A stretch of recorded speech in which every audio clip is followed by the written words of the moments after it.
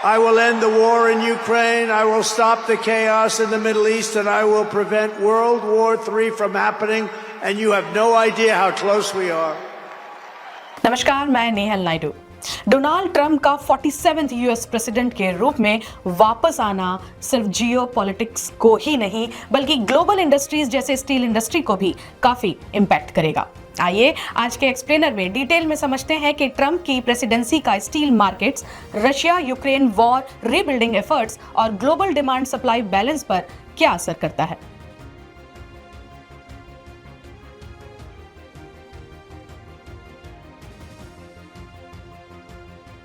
Donald Trump ने नवंबर 2024 में election जीतने के बाद अनाउंस किया था कि डे 1 से ही उनकी टीम मैक्सिको, कनाडा और चाइना से आने वाले मटेरियल्स पे मैसिव टैरिफ हाइक करेगी, जिसका परिणाम खासकर चाइना के एक्सपोर्ट स्ट्रेटजी पर होगा। क्या वो अपना सस्ता स्टील इंडिया और अन्य साउथ एशियन मार्केट में डंप करेगा? ये देखने वाली बात होगी। डोनाल्ड ट्रंप की पहचान एक डील मेकर के रूप में है। हाल ही में उनके ऑफिस रिज्यूम करने से जस्ट पहले इजराइल हमास से भी पीस डील हुई।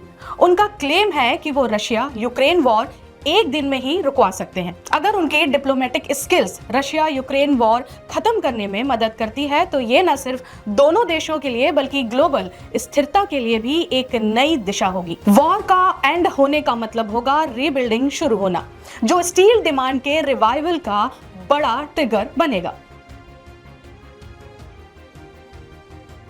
रशिया और यूक्रेन दुनिया के स्टील सप्लाई चेन के मेजर प्लेयर्स हैं। रशिया यूक्रेन वॉर शुरू होने के पहले बिगमिंट डेटा के अनुसार क्रूड स्टील प्रोडक्शन वाइज देखें तो 2021 में रशिया दुनिया का 5th largest crude steel producer था with production volume of 75.6 million tons, और Ukraine 14th largest crude steel producer था with production volume of 21.4 million tons। Steel export करने में भी दोनों ही देश आगे थे। रशिया दुनिया का 3rd लार्जेस्ट स्टील एक्सपोर्टर था with exports volume of 32.6 million tons, और Ukraine 10th largest steel exporter था with exports volume of 15.7 million tons। जब वॉर शुरू हुआ तो स्टील एक्सपोर्ट्स काफी डिस्टर्ब हो गए, जिसकी वजह से ग्लोबल मार्केट्स में एक बड़ा खालीपन क्रिएट हुआ।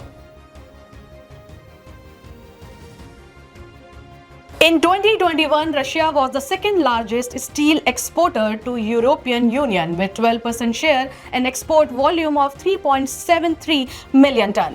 Ukraine was the 4th largest steel exporter to European Union with 8% share and export volume of 2.55 million ton. ये दोनों कंट्रीज मिलकर यूरोपियन यूनियन के 20% स्टील एक्सपोर्ट्स का कंट्रीब्यूशन करते थे।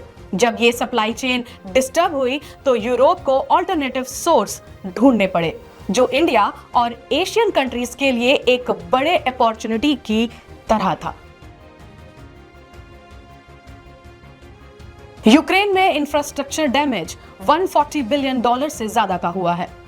मरियोपोल जैसे इंडस्ट्रियल हब्स पूरी तरह तबाह हो चुके हैं और स्कूल्स, हॉस्पिटल्स, ब्रिजेस और रोड्स को फिर से बनाना जरूरी हो गया है। वर्ल्ड बैंक और WEF के मुताबिक यूक्रेन की रीबिल्डिंग के लिए $480 बिलियन USD का फाइनेंशियल सपोर्ट चाहिए। इसमें से नाटो और यूरोप के नेशंस ने अब तक $300 बिलियन का प्लेज किया है, जो इंफ्रास्ट्रक्चर प्रोजेक्ट्स जैसे रोड्स, रेलवे, हाउसिंग और इंडस्ट्रियल पार्क्स के लिए एलोकेटेड होगा। ये रीबिल्डिंग एफर्ट्स स्टील डिमांड को रिमार्केबल लेवल्स तक ले जा सकते हैं।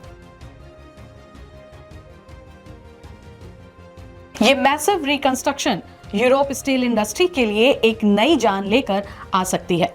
अभी अनयूज्ड यूरोपियन स्टील मिल्स जो अभी अंडर यूटिलाइज्ड हैं, उनका प्रोडक्शन रीबिल्डिंग एफर्ट्स की वजह से बूस्ट हो सकता है, जो स्टील डिमांड और इंडस्ट्री की स्टैग्नेंसी को दूर करेगा। वॉर से आई मैसिव डीकंस्ट्रक्शन के कारण एक आउटकम ये है कि अवेलेबिलिटी ऑफ स्क्रैप मटेरियल काफी मात्रा में है, जो फिर से रिकंस्ट्रक्शन के लिए स्टील बनाने में काफी महत्वपूर्ण रहेगा और पूरे रीजन में स्क्रैप की अवेलेबिलिटी मार्केट में बनी रहने की उम्मीद है। डोनाल्ड ट्रंप की प्रेसिडेंसी सिर्फ जियोपॉलिटिक्स ही नहीं बल्कि ग्लोबल इकोनॉमिक और इंडस्ट्रियल लैंडस्केप्स को भी रीडिफाइन कर सकती है। अगर रशिया यूक्रेन वॉर को ये रोक पाते हैं तो यूक्रेन के रिकंस्ट्रक्शन एफर्ट से स्टील इंडस्ट्री के रिवाइवल का एक नया चैप्टर शुरू होगा, जो न केवल यूरोप की स्टील इंडस्ट्री बल्कि ग्लोबल स्टील मार्केट्स के लिए एक पॉजिटिव इंडिकेशन साबित हो सकता है। पर कैसा होगा, ये तो आने वाला वक्त ही बताएगा। Follow BigMint for more updates on how global events shapes industries. Subscribe to BigMint media channel for timely insights.